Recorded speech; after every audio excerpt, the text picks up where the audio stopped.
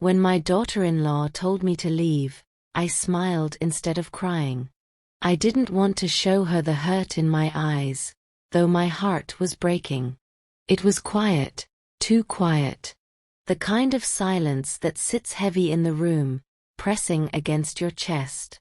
I walked to the door slowly, each step echoing in my mind. I wanted to ask her why.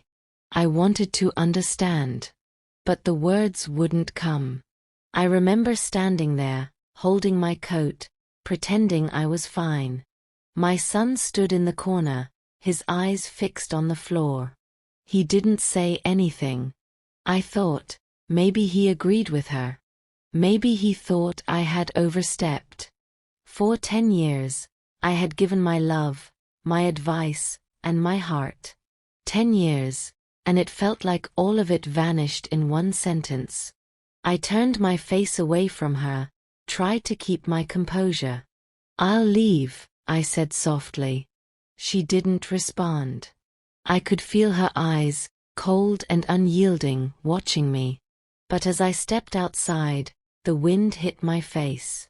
It felt strange, almost freeing, like the world was telling me it was going to be okay. I didn't know it then, but that day would start a journey I never imagined. A journey that would uncover a secret hidden for 10 long years. Even now, when I look back, I can still feel the weight of that moment. The ache in my chest, the quiet sting of betrayal. I had no idea that the person I trusted most had carried a secret that would change everything. I had thought I knew my family. I had thought I understood love. But life, I realized, sometimes hides the hardest truths in the softest corners. I was never the kind of mother-in-law who wanted to interfere. I always thought family should have space to grow, to make their own mistakes. But when my son married her, I felt a mixture of excitement and worry. She was different from me. Strong, independent, confident. Sometimes too confident. I admired that, but I also feared it. I worried she wouldn't need me. I worried she would see me as unnecessary. The first few months were smooth. We celebrated birthdays, holidays, small achievements. She would smile politely at my advice, and I would quietly nod, letting her take the lead in her home. But slowly, little things began to change. She would whisper to my son in the kitchen while I was busy, sometimes glancing at me with a faint smirk. At first, I thought I was imagining things. I didn't want to believe there was tension, but the feeling was there.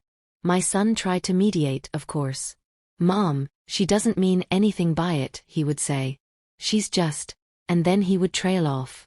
I could see the worry in his eyes. He loved his wife, but he also loved me. I could tell he was torn between two worlds, the one he built with his wife and the one he grew up in with me. And I didn't want to make things harder for him.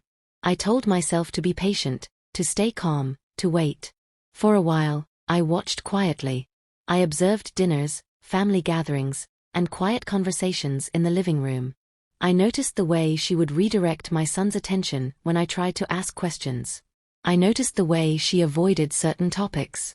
I noticed small changes in my son's behavior, subtle but noticeable. He would come home quieter, more hesitant to speak his mind. And still, I held back. I didn't want to interfere. Even my grandchildren were caught in the middle. They loved me, and I loved them. Sometimes, I would notice them hesitating before speaking in front of their mother. It was subtle. A glance, a pause, a lowered head. But I saw it. And it hurt. The home I had imagined full of laughter and warmth slowly began to feel tense. I didn't understand it yet, but I could feel the shift. The tension grew gradually, like a quiet storm. One evening, I went over to help with dinner. I had brought fresh vegetables from my garden, hoping to make something comforting. She barely acknowledged me. "You can put that over there," she said, her voice polite but distant. Her smile didn't reach her eyes. My son glanced at me, then back at her, unsure where to stand. I tried small talk. "How was your day?" I asked softly. She nodded but didn't elaborate. I felt the distance like a wall forming around me. Later that night, My son spoke to me in the hallway. "Mom, I don't know how to handle this," he said quietly. She's been different lately. Cold." I wanted to hug him, to reassure him, but I knew he needed clarity, not pity. "I know," I whispered. "I feel it too. But we need patience." Days turned into weeks. She started rearranging furniture, shifting the family routines we had followed for years. She would insist on making decisions without consulting me, and when I tried to help, she would roll her eyes. I remember one afternoon when I offered to help with laundry. She said, "I've got it really. You don't need to worry about these things anymore." The words stung. I had never imagined being pushed aside in my own family home. At family dinners, I felt invisible. She would speak to my son about future plans and forget I was sitting right there. Even when I asked questions, her answers were curt, almost rehearsed. I began to second-guess myself. Was I overreacting? Was I imagining tension? I tried to stay calm, but the small cuts accumulated. One day, my son accidentally left a message on my phone while we were discussing groceries. It wasn't meant for me, but I saw it. A message from her: "Make sure she doesn't interfere. This is our home now." My heart sank. I couldn't believe what I was reading. She had been planning this, manipulating boundaries, quietly creating a divide. I felt betrayed, but I didn't react immediately. I had learned, over years, that calm observation often reveals more than confrontation. Then came the holidays. She insisted on new traditions, excluding me from family rituals we had celebrated for decades. I tried to smile, tried to participate, but each gesture felt hollow. My son noticed. One evening he quietly asked, "Mom, are you okay?" I nodded, forcing a calm smile. Inside, I was aching. I wanted to scream, to demand an explanation, but I held my silence. I waited, hoping the truth would surface on its own. It was 10 years later that everything came crashing down. My son invited me over one quiet afternoon. He had a serious look in his eyes. "Mom," he said, "there's something you need to know." I braced myself. I had a feeling that whatever came next would change my life forever. He led me to the living room and motioned for me to sit. I could see her across the room, sitting quietly. She looked nervous. She began, hesitating. I could feel my heart pounding. 10 years ago, when I first started noticing the tension, I had thought it was about control, jealousy, or misunderstanding. But the truth was something I never imagined. "I kept a secret," she said softly. "A secret I should have told you a long time ago." She looked at me with tearful eyes. I was scared. I didn't want to hurt anyone. I nodded slowly, urging her to continue. My mind raced. What could it be after 10 years? She took a deep breath. "When we first moved in, I had doubts about my own family, about my past. I feared that if you knew the truth about me, you would never accept me. I was afraid you would tell him, and it would ruin everything. So I lied, I distanced myself. I acted cold." I felt a sharp pang in my chest. 10 years of tension, of feeling excluded, of feeling invisible. All because of fear. She wasn't trying to hurt me. She was trying to protect herself, in her own flawed way. "I'm sorry," she whispered. "For everything. For the distance. For the walls. For the way I treated you." I didn't know what to say at first. My throat tightened.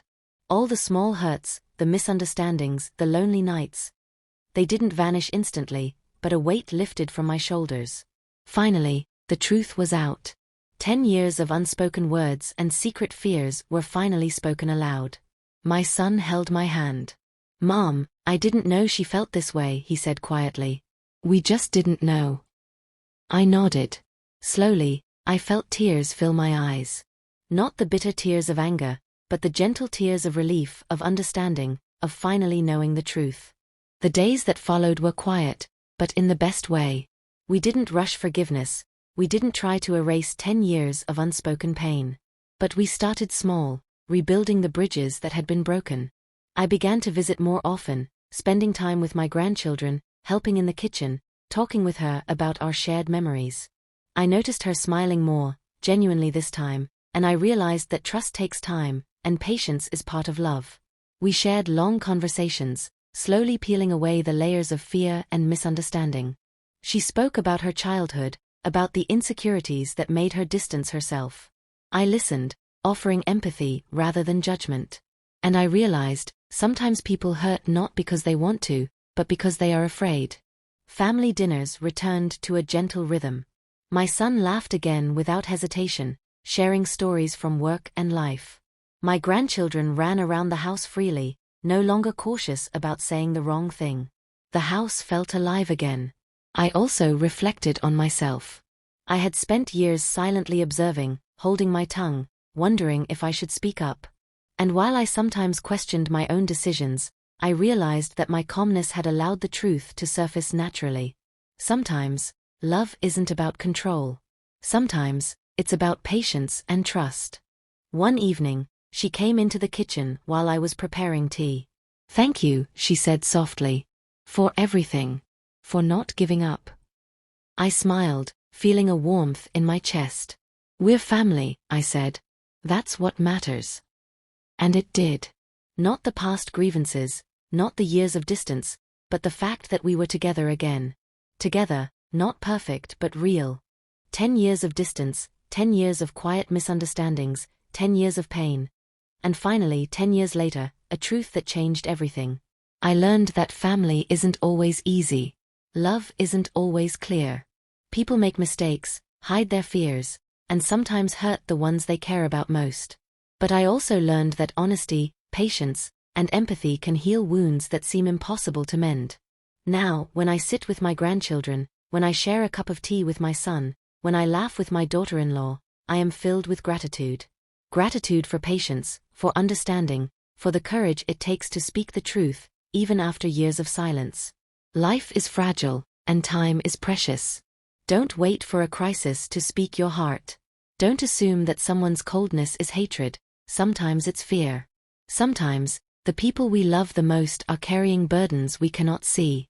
I still remember the day she finally confessed. I remember the fear in her eyes, the hesitation in her voice, the weight of 10 years lifted in a single moment. And I remember my own tears, quiet and warm, washing away the hurt and leaving only understanding.